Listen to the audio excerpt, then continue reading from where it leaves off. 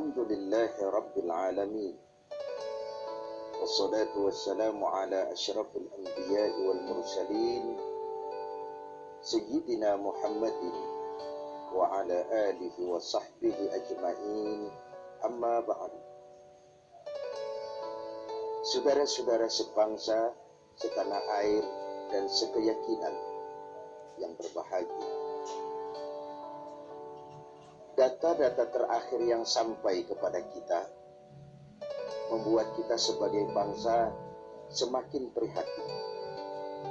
Walaupun tentu tidak membuat kita jadi pesimis, seraya kita tetap memberikan penghormatan dan penghargaan kepada upaya-upaya yang telah dilakukan oleh pemerintah.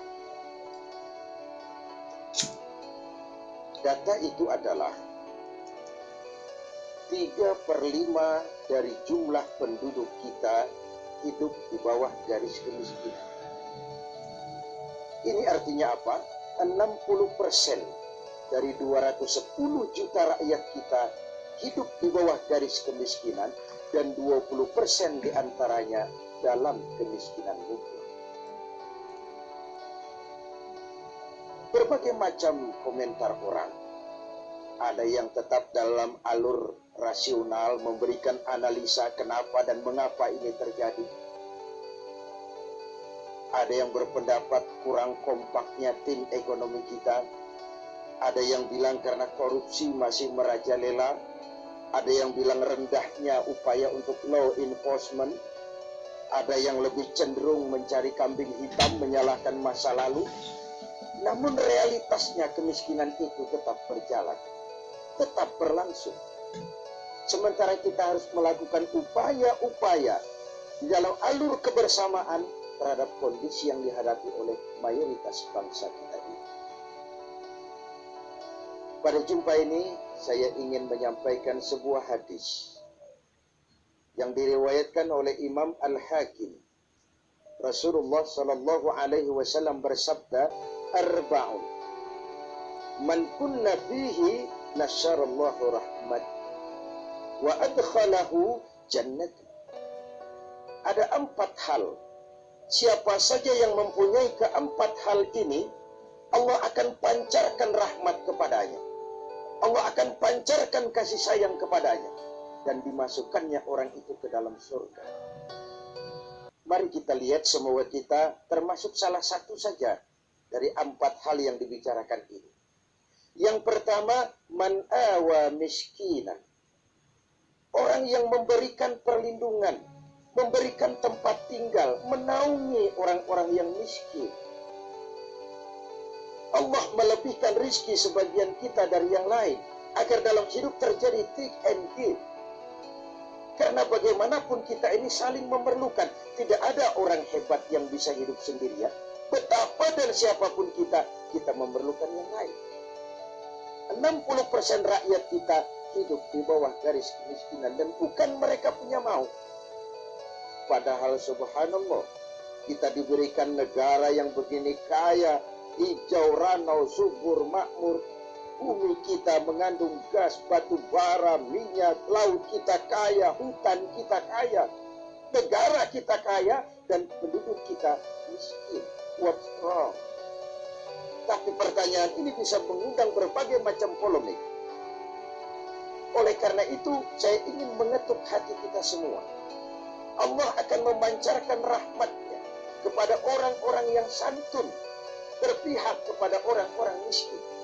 Hukum sering tidak berpihak kepada kemiskinan. Kebenaran sering tidak berpihak kepada kemiskinan. Sehingga dengan demikian, tersudutlah ia di pojok-pojok kehidupan. Padahal ini masalah kita bersama. Sementara Rasul dengan tegas memperingatkan, "Wallahu fi aunil abdi, madama al-abdu fi auni akhi." Allah akan selalu menolong seorang hamba selama hamba itu masih mau menolong saudaranya. Jikalau kita sudah tidak punya kepedulian kepada saudara-saudara kita yang hidup di bawah garis kemiskinan, jikalau kita biarkan mereka meratap dalam keputusasaan, jangan heran Allah juga tidak akan pernah peduli dengan kita. Sementara kemalangan apa yang lebih besar dalam hidup ini kalau Allah sudah tidak mau peduli dengan kita lagi. Rumah-rumah singgah tetap diperlukan. Pemandangan sehari-hari kita lihat anak-anak kita dalam usia sekolah terpaksa harus berjemur panas terik, terguyur hujan, tidur di tepi-tepi jalan oleh karena tekanan kehidupan, oleh karena sulitnya lapangan pekerjaan, oleh karena kemiskinan-kemiskinan yang dialami. Dan itu semua menjadi tanggung jawab kita untuk berbagi dalam kondisi yang seperti ini. Saudara-saudara sebangsa, setanah air, dan seiman yang tercinta. Dengan semangat ini, boleh jadi baju di rumah kita sudah tidak ada artinya. Tetapi ketika kita berikan kepada mereka, akan jadi besar artinya buat mereka. Sementara di rumah kita sendiri, kita sudah hampir lupa ada baju itu. Tidak tersentuh sama sekali. Beratkah kita memberikan sesuatu yang di tangan kita sudah tidak begitu berarti, sementara akan jadi arti yang paling besar bagi orang lain. Satu sisi ada orang sakit perut karena kekenyangan, sisi lain orang merintih karena kelaparan. Tidak bisakah kita menyisihkan sebagian saja supaya kita tidak berlebihan dan tetap sehat, sementara yang lain juga tetap tidak merintih kelaparan karena kekurangan makan? Kemiskinan merupakan musuh kita yang paling utama. Dan yang keladinya adalah belum stabilnya perekonomian kita. Penyebabnya bisa bermacam-macam. Karena kurang kompaknya tim ekonomi kita, ya. Karena warisan hutang, iya juga. Baik hutang pemerintah maupun hutang swasta. Karena orang-orang para pemimpin kita belum mampu melakukan terobosan-terobosan ekonomi yang menggembirakan, iya juga. Tapi rakyat kita sesungguhnya, kita lihat di lintasan pintu kereta itu kadang-kadang penjaga pintu juga, kereta masih di mana-mana, pintu sudah ditutup, panjang sekali antrian itu, terus sopir-sopir keringetan, setengah jam nunggu kereta mau lewat. Ketika lewat keretanya memang 11 gerbong, panjang sekali. Si sopir truk, si sopir bus, si kenek yang kekeringatan itu, pantas saja lama kita menunggu sampai keringetan. Keretanya yang lewat panjang betul. Ada kepuasan batin. Sebaliknya bayangkan, sudah setengah jam nunggu keringetan, kepanasan, haus, mencekik leher, antrian mobil panjang di lintasan pintu kereta. Begitu lewat, yang lewat ini cuma lokomotif. Nyumpah kenek-kenek ke sopir sialan. Dikira apa setengah jam kita nunggu cuma begitu yang mau lewat. Ini artinya apa? Secara psikologis rakyat kita ini mau menunggu. Rakyat kita ini mau berkorban. Rakyat kita ini mau memberikan apa yang mereka bisa untuk sesuatu yang besar, untuk sesuatu yang monumental, untuk sesuatu yang bisa merubah keadaan mereka. Jangan biarkan rakyat kita menunggu dengan kecewa karena begitu lama menunggu, yang lewat cuma lokomotif, cuma kepala kereta yang lewat. Mereka merasa penantian setengah jam sia-sia, pengorbanan peras keringat, haus mencekik leher, jadi konyol ketika yang lewat cuma sebuah lokomotif. Begitulah, kadang kita masih terkontaminasi oleh pola lama. Sebagian dari pemimpin kita masih memandang bahwa jabatan itu fasilitas dan kekuasaan. Lebih celaka lagi bahwa jabatan adalah jalan pintas untuk menuju kaya. Merasa giliran, kemarin kan giliran kamu, sekarang giliran saya. Sepanjang jabatan masih dianggap sebagai fasilitas dan kekuasaan, apalagi jalan pintas untuk menuju kaya, itu rampok. Negara sedang sakit. Ini musim kerja bakti. Pesta sudah selesai.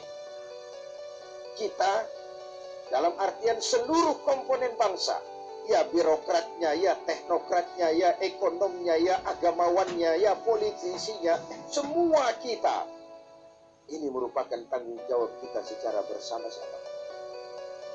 Man awa miskinan, orang yang santun kepada orang-orang yang miskin, memberikan tempat bernaung, tempat tinggal, mendidik, memberikan kesempatan pendidikan kepada anak-anak mereka, sehingga anak-anak itu yang juga anak-anak kita punya hak menatap hari esok dengan pasti, punya hak menggantungkan harapan dan cita-cita, seperti juga anak-anak lain punya harapan dan punya cita-cita. Marilah kita semua menyadari hidup ini sebuah putaran menunggu giliran, dan jabatan adalah amanah, sementara menyia-nyiakan amanah adalah khianat. Lebih jauh dari itu, agama mengajarkan apapun yang kita miliki dalam hidup ini sebuah titipan. Harta titipan, jabatan titipan, ilmu pengetahuan titipan. Kalau titipan harus disikapi dengan dua. Pertama, titipan harus dijaga baik-baik. Masa ada orang datang ke rumah saya, Pak, saya titip mobil sebentar. Oh, silakan. Saat mobil diambil, kacanya pecah, bempernya penyok, robannya kempes, knalpotnya hilang, marah yang punya. Saya cuma titip, kenapa tidak dijaga baik-baik? Begitulah Allah menitipkan jabatan kepada kita. Saat nanti diambil jabatan itu berlumur korupsi, berlumur kezoliman, tipu daya, trik, rekayasa. Tentu marah yang menitip. Kau harus bertanggung jawab. Ini kan titipan. Kenapa tidak dijaga baik-baik? Harta titipan. Malahan, kalau saudara diberikan ilmu, pertanyaan akhirat cuma satu. Ilmumu kau amalkan untuk apa? Diberikan kita usia yang panjang, pertanyaan akhirat juga cuma satu. Usiamu kau habiskan di mana? Tapi diberikan kita harta, pengadilan akhirat akan bertanya dua. Hartamu kau dapat dari mana? Kau belanjakan kemana? Depan dan belakangnya ditanya, dari mana dan kemananya. Itu sebabnya Rasulullah berpesan, hasibu anfusakum qabla an tuhasabu. Hitung dirimu sebelum Allah yang menghitungnya. Dengan bahasa sekarang, kalau malam-malam ada baiknya kita putar film hidup kita ini. Sejak akil balik sampai sekarang, lihat adegan-adegan yang pernah kita lakukan. Tanggal sekian, bulan tahun sekian, saya nyolong, saya korup. Tanggal sekian, bulan sekian, saya nempeleng orang tanpa alasan yang benar. Putar film itu. Apa target dari semuanya? Kalau ada adegan yang tidak pantas, sekarang ini kita masih bisa melakukan sensor. Taubat maksudnya, pemutihan. Ada suara yang kurang jelas, masih bisa dubbing. Ada alur cerita yang kurang utuh, masih bisa editing. Proses sensor, proses editing, proses dubbing masih dimungkinkan sekarang. Sekarang di dunia ini. Kalau nanti di padang mahsyar Allah yang memutar film kehidupan kita, tidak akan ada waktu lagi untuk sensor, dubbing, editing. Yang ada tinggal pertanggungan jawab. Dan hari itu seperti sering kita baca dalam surah Yasin, al-yawma nakhtimu ala afwahihim wa tukallimuna aydihim wa tashhadu arjuluhum bima kanu yaksibun. Mulut mereka kami gembok, tangan mereka akan laporan, dan kaki mereka akan memberikan kesaksian terhadap apa saja yang telah mereka lakukan. Jabatan adalah titipan, dia harus dijaga baik-baik. Yang kedua, kalau titipan tidak boleh membuat orang arogan, sombong. Dititipi, sekadar dititipi kok sombong. Apa alasannya? Orang titip mobil ke rumah saya, yang punya mobil pergi, saya petatang peteteng, membangga-banggakan. Ini mobil hebat, ini mobil mutakhir, ini mobil canggih. Mobil orang titip. Begitulah kita. Ini jabatan, titipan. Kenapa harus sombong? Ini harta, titipan. Kenapa mesti sombong? Ini ilmu pengetahuan, titipan. Kenapa harus sombong? Titipan tidak perlu membuat kita jadi arogan. Bahkan kalau dia jabatan itu top, kata orang Belanda, legend is loaded. Memimpin adalah jalan menderita. Pemimpin adalah orang yang kesepian. Di dunia diikat dengan berbagai macam aturan, di akhirat akan dibuka perkaranya yang besar-besar. Kesepian karena pada dasarnya pemimpin mengorbankan privasinya, bahkan keluarganya. Seorang presiden, seorang wakil presiden tidak punya anak, tidak punya ibu, tidak punya bapak, tidak punya paman. Yang punya paman itu pribadinya. Kalau presiden punya anak, lalu anak-anaknya jadi warga negara kelas 1, ikut-ikut ngurus negara, kan ini penyakit kita. Biarkan pemimpin sebagai pemimpin. Karena memimpin adalah jalan menderita. Dan pemimpin pada umumnya orang-orang yang kesepian. Ini musim kerja bakti. Hanya dengan semangat kebersamaan, ke atas saya mengingatkan, ke bawah saya mengimbau. Mari kita berbagi rasa dengan saudara-saudara kita yang hidup di bawah garis kemiskinan. Karena bukan saja ini tanggung jawab nasional, tapi juga tanggung jawab keagamaan. Seorang muslim baru sempurna imannya jikalau dia merasakan apa yang dirasakan oleh tetangga sebelah. Bahkan tidak sempurna iman kamu jikalau kau tidur dalam perut kenyang sementara tetanggamu merintih kelaparan. Belum sempurna imanmu. Begitu kepekaan Islam sampai iman dijadikan taruhan terhadap perbaikan nasib orang-orang miskin. Bukan sekedar sebuah slogan, bukan sekedar sebuah simbol, tapi sebuah realita kehidupan beragama. Tangan di atas lebih baik daripada tangan di bawah. Orang mukmin yang kuat lebih disukai Allah ketimbang orang mukmin yang lemah. Lemah ilmu ekonominya, lemah pendidikannya, lemah jaringan sosialnya, lemah kebudayaannya. Orang mukmin yang kuat lebih disukai Allah daripada orang-orang mukmin yang lemah. So, kalau kita dalam posisi itu, sekaranglah waktunya untuk berbuat. Jangan biarkan saudara-saudara kita merintih kelaparan. Anak-anak dalam usia sekolah terpaksa keleleran di jalan, atau terpaksa harus kerja di bawah usia. Memang kadang kita berhadapan dengan siklus lingkaran setan. Pendapatan rendah, kenapa? Karena kemampuan rendah. Kemampuan rendah, kenapa? Karena pendidikan rendah. Pendidikan rendah, kenapa? Karena kurang gizi. Kurang gizi, kenapa? Karena biaya hidup tinggi. Biaya hidup tinggi, kenapa? Karena pendapatan rendah. Begitu berputar lingkaran setan ini. What can we do now? Apa yang bisa kita lakukan sekarang? Buat tetangga kita, buat masyarakat lingkungan kita, setidaknya mantawa miskinan. Orang yang menolong orang-orang miskin, memberikan tempat tinggal, melindungi mereka, akan dipancarkan rahmat Allah kepada mereka. Kasih sayang Allah akan berlimpah. Si miskin mungkin tidak akan bisa membalas, tapi Allah akan memberikan balasan melalui jalan yang tidak pernah dikasih.